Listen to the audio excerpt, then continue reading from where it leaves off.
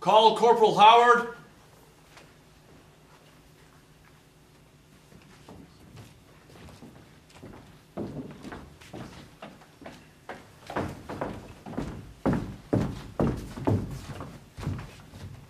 Corporal Howard, have you previously been sworn in? Yes, sir. Would you state your full name, rank, and current billet for the record, please? Corporal Jeffrey Owen Howard, Marine Barracks Windward, Guantanamo Bay, Cuba. Thank you, Corporal. You may have a seat. Corporal, you've been called as a witness to give the court some insight into the nature of the duty that Marines in Rifle Security Company Windward perform. Yes, sir. It's very simple, really. The base is divided into two halves. Corporal, you're going to have to wait for me to ask a question. Yes, sir. I'm sorry, sir. Would you describe the layout of the base for us? Yes, sir. It's very simple, really.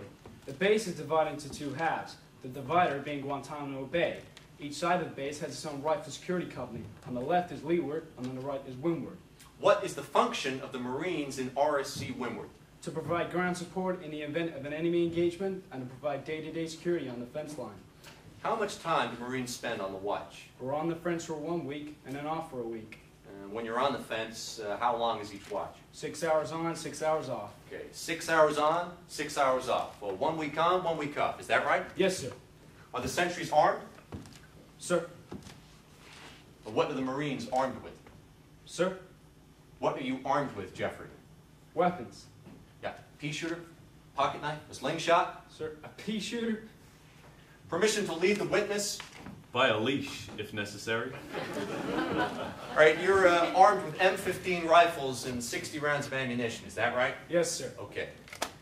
Jeffrey, what's a code red? Sir, a code red is a disciplinary action brought against a Marine who's fallen out of line. Okay, name some ways in which a Marine could fall out of line. Being late for a platoon or company meetings, keeping his barracks in disorder, letting his personal imprints become substandard, behaving in a manner unbecoming a Marine, falling back on a run. Have you ever received a code red? Yes, sir. Would you describe it? Yes, sir.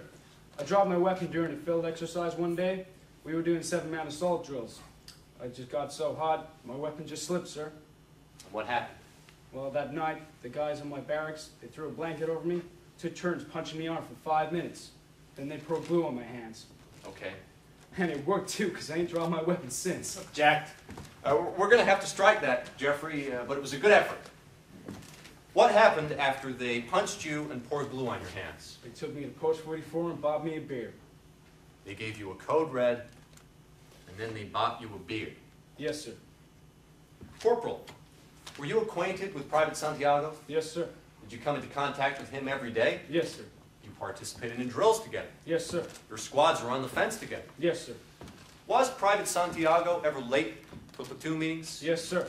Was his barracks ever in disorder? Yes, sir. Did he ever let his appearance become substandard? Yes, sir. Did he ever fall back on a run? All the time, sir. Did he ever, in your estimation, ever behave in a manner unbecoming a Marine? Absolutely, sir. Yes. Did he ever, prior to the morning of July 8th, receive a code red? No, sir. Never? Oh, you got a code red because your palms were sweating up. Why didn't Santiago, this burden, this embarrassment to this unit, why didn't he ever get a code red? Corporal Dawson wouldn't allow it, sir. Corporal Dawson wouldn't allow it. Corporal Dawson was Santiago's squad leader. The guys wouldn't go near him. They talked tough about Santiago, but when it came down to it, they were too afraid of Dawson, sir. Objection. The witness is characterizing. Good point.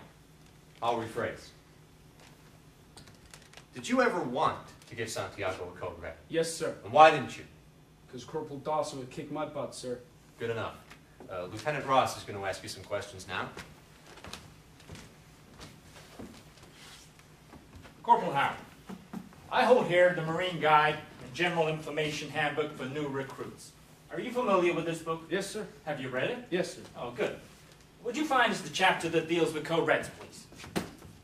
Sir, code reds aren't Just in this flip book. to the page in that book that discusses code reds.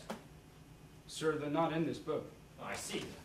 Let's turn then to the Marine Infantry Handbook.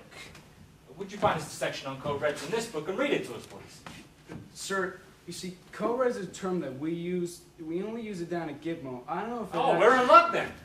The Marine Corps Guide for Sentry Duty, Nav Base, Guantanamo Bay, Cuba.